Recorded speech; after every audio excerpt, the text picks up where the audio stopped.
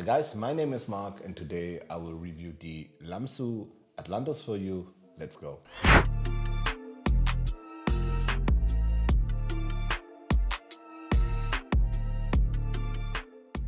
know I'm a little bit late with the review of the Atlantis, but as I said in my German review already, it's like normally when I get a mouse or someone sends me a mouse or I'm interested in one, it's like I'm getting it out and I'm just like, wow, I'm hyped because feels so good, amazing. It's like I want to try it, or it's like, oh, that's interesting, or it's so shit, I want to review it. Mostly it's like this, but this time it was emotionless for me. I just took it out of this box. The box impressed me, not gonna lie. It was like one of the first boxes I saw like this. They done a lot of work with the box and it's a really cool design. I like it a lot. That's good. Nice to see, nice to have. It's not a must-have, but it's nice for the client, I guess. And if you want to have it like this in your room somewhere because you like the mouse a lot, it's cool. They sent me a reviewer's package even before the first release and the first sales, and I got those glass gates in there, extra pair of PTFE skates, no grips. I got the USB-C cable, which is like half erected, we say in German, because it looks a little bit up, but which is also proprietary because I didn't find any other USB-C cable here which fits into the plastic mold to connect to the PCB to charge the mouse. Only this one was working. I have no idea why they have done this, but then you also get the dongle translator from USB-C to normal USB where you put in the wireless dongle. You do it like this then, and it looks like this. And if you bought some other mice from the same manufacturer, you know this translator and the dongle itself. And if you don't know it, check for it. Then you know where the mouse is produced. Basically, as I said, I was not very hyped. I'm also not the guy who was playing like endgame gear shape for a long time or something like that, because it was like too big for me. And at first, I want to say this is also not endgame shape, so it's not like an XM2W, which is as we can see here now on Elo shapes, which is like bigger, a little bit bigger, not so not so curvy here in the top, and goes a little bit thinner here. The Atlantis is very thick on the side, so can you compare it with an endgame gear? A little, but I wouldn't say it's necessarily the same shape or the same mouse. So it's a little bit different for sure. Also, if you look the bottom here, you see it's very groovy, and those grooves are very good to palm or claw the mouse. They give you a good comfort, a good grip feeling overall, and that's good. Also, the sensor positioning is a little bit above the mid of the mouse. That's also good. So would I compare it with the endgame gear as I'm showing here on Elo shapes? No, I wouldn't, because for me it's a different. For me personally, it's a different product. But I still wasn't or aren't hyped about it as much other reviewers or many other reviewers are. Maybe it is because mainly I'm more a guy who's into light, small fingertip mice, who's basically more watching for new performance ways, for great implementations of something. And here there was like nothing really new. The only thing new, or not really new, was the translucent bottom. It's also not new. The company is new, and for the very first product they've made, or for the first product they released, it's good. But that's based, or that the reason is because the people who made it are basically with the company, with the manufacturer of, or basically with a menu which is on the market for I think 17 years now, or at least over 14 years. So it's making gaming products and mice over 14 years. And a lot of stuff in the Lamzu you can see also on other mice, on other products from other producers, which are already released or upcoming. And I think it's how it is in China today, or basically it is in China today. Like everyone is looking everywhere for any new kind of solution they can implement into their own product.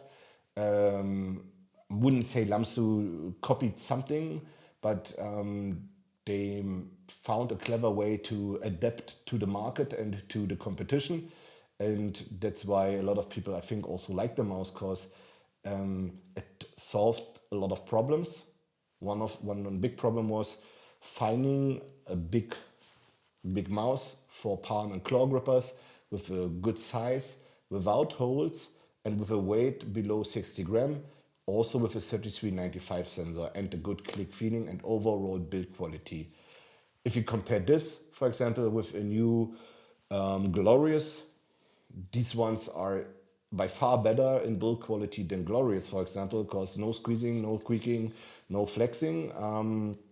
Of course, the QC is not the best, as much as I know, because I know from a German, or in general, I know from others or from other people that there are flaws and QC issues with these mice, and they need to solve them.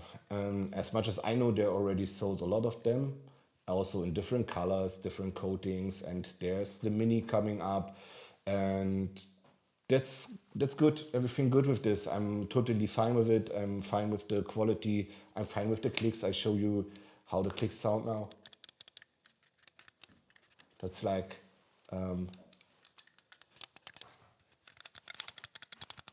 side clicks, very loud, very tactile, good made into the shell, like we saw on the X2. Like there's no, or there's like 1% chance of accidentally clicking these side buttons with your thumb, because now people or manufacturers understand to let the buttons feel or groove into the shape of the mouse, and that's good. You have it here. They have a good inner build-up of plastic for the side buttons, which are switches, not micro dots. That's why they feel very tactile, very loud, very good. Tactile, tactile feeling on the scroll wheel feels good. Position is also good.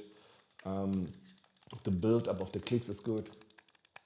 They use TTCs here. Not sure which TTCs that these are, because if these are TTC 60 mils, they are somehow very slow for me, because I have other mice with 60 mil implementations here, which click way faster than these ones. Overall, the mouse click feeling on mouse 1 and 2 feels a little bit slow for me. It's not like it's slow in latency, just like in Germany we say träge. Don't know what it is in English. Google says it means sluggish. Don't know if it's the right word. I'm not really sure. But yeah, it feels like, I don't know, if I compare it with others feel better, to be honest. Others feel better, to be honest. But overall, I think for the market, or for the players or gamers they aim for, it's overall a good feeling. I tested the mouse in playing in Overwatch 2 in my firing range. In my having like a thing here, aim training in Overwatch, which I used to play every day before I start my stream or on stream in Overwatch, to warm up a little bit. And in general, it has a very good horizontal feeling. The reason is the length of the mouth and the width on the backside.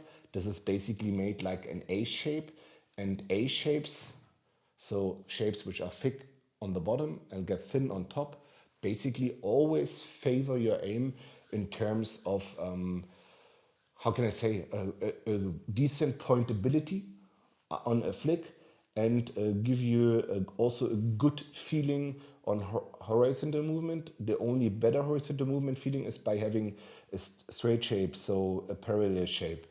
this is more likely to not favor, for example, your precise aim for a headshot, for example, but gives you a very good stability on fast target switching. So a lot of people will favor from this shape and from the size, because the width and the lower point of grip and the lower weight point, it has a very low, specific low weight point, and the weight in general feels very central. A lot of people will have an awesome feeling because of 55 gram on this size will let the mouse feel way, way, way lighter than it is, for example. Because if you, for example, here compare the shapes of a G Pro and Atlantis, you see that the G Pro here in this part is way, way, way higher in the front part. And even here in the back, it's higher. So in general, the G Pro it feels like an SUV when you grip it. This feels more like a sport car, and the lower point of your grip and the better position for your arch then gives you also a better feeling whilst you track or flick or target switch something. So in general, it felt very secure, but as I said already, I don't know if it's the right word, it felt sluggish for me overall, or the mouse overall felt like very converted.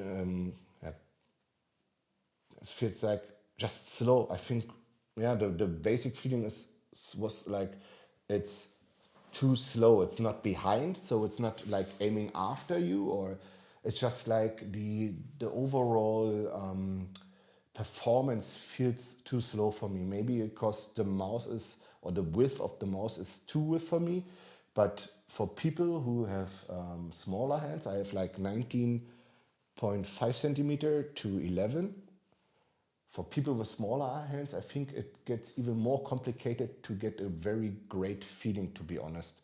I compared it with some other mice I have here, new mice, and with the G Pro, and I think it's just too width for me. The length is cool, the shape in general, the way you can grip it is good. I gripped it two different kinds. I gripped it once like this, fingertip grip, and I made like a claw hybrid grip, which was more like this. And it both worked, both gave me good feeling, good aiming, no problem at all. But overall, I think it's more, or the usability of the mouse is more like in tactical shooters like Counter-Strike and Valorant, because the secureness of for flicking and for going onto a target and holding a pixel target, for example, or a corner, is I think way higher than with a smaller one where you get more jitter. Because for most people it's like this, they can't relax on small or thin mice, and then they start to jitter in their aim the whole time, even when they're holding a spot. And the size here and the width of the backside or of the bottom side gives you those relaxed feelings, these non-jittery feelings. But at all, or at the end, for me, it's not, how can I say, it's sure it's fair to have this product on the market for 109 to 119 euro. But if I still have to compare it with the 2-year-old G Pro, so the GPX, the Superlight, and I see how the implementation of this one is with a 3395, how it feels in just in sensor feeling, in tracking and aiming, in micro adjustment abilities. When I compare those two out of my mind, and I done this here before, I played some rounds before, and I just tried to get those comfortable feeling with the mouse. You don't get it, because for me it always feels like a little bit too slow. Maybe it's because it's not 4000 hertz, but the G Pro is also not 4000 hertz, but it had way, way, way higher FPS whilst you're moving and making those micro movements. The G Pro produces way more pictures and send way more data to the game. And you don't have it on this one, and that's why it feels for me like a little bit too slow, too off to have fun with it. Maybe they change it in future. And yes, I updated the version. It's the lower idle whatever update version after House made a review about those idle problems in the with the sensor. And overall, it's very good, solid mouse with a great build quality for the very first product they've ever made. It has some flaws, but No one is flawless. Price is too high in my opinion. It's an 89 euro mouse, and what I feel, what I see, what I feel, 89 to 99. Then it can compete very good. They need a 4K Hertz option soon. Then they tried to do this here, the Mini. I show you both now. I put it in the middle. We have it in the middle now, and as you see, the Mini is way, way, way smaller with the same shape. And the problem here is, if the weight will not is not around 45 gram on the size, the Mini will feel more heavy than the big one, because the size or the shape reduction, the size reduction is so huge that you at least need to lose up to 10 gram. If they only will use 5 gram, it will feel way too heavy. Everything around 45 will be okay, but more than 47 will be too heavy. I can tell you already, for those who are waiting for this. And in general, I have to say they need to step down $10 or 10 euro with the price at least. It needs to be, the max needs to be 99, 95, or it's not in the range of the competition, to be honest. At the end, I made the latency test as I always do. I done this with the new BenQ Zowie 2566K 360 Hertz monitor. I use the FPS1 mode. The standard armor there is high, not premium, which is basically the one you also would play with. The GPX has 6.93 milliseconds end-to-end latency, and the Lamzu has 10.77 milliseconds end-to-end latency. That's roughly 4 milliseconds more. For you, you say it's okay, 4 milliseconds, it's okay, but when we compare how fast I can click this one with those Chinese omrans and how slow I can click this one, I don't know. It's your decision at the end, and I think you only should decide when you go for the Lamzu. The main criteria needs to be the shape, and if it's not the shape, if you think it's about performance, you need to still grab the GPX. That's my honest opinion. And long live the king, I would say. And I hope Lamzu will evolve in the next month, years, as they already started with a very good product. Thanks for watching, guys. See you in the next video if you want to view the next one. And if you have some questions, put it down in the comments below. Goodbye.